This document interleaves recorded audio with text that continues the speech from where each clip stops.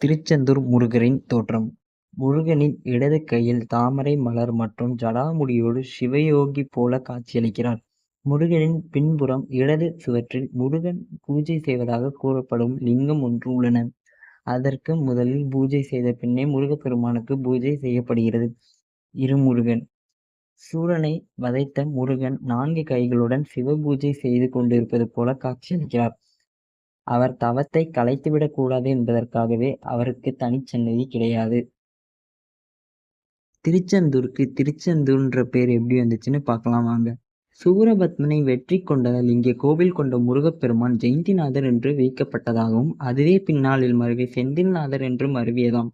அது போலவே இவ்வூரும் திருச்செந்திபுரம் என்பதிலிருந்து திருச்செந்தூர் என்று அழைக்கப்படுகிறது. இதுவே இந்த திருத்தலத்தின் பெயர் காரணமாக ஆகும். திருச்செந்தூர் கோவில் எவ்வளவு பழமையானதுன்றதை பற்றி பார்க்கலாம் வாங்க. சிலப்பதிகார குறிப்புகள் படி இக்கோவில் 2000 ஆண்டுகள் பழமையானதாக சொல்லப்படுகிறது. இவ்விடம் முன்னர் திருச்சீலவாய்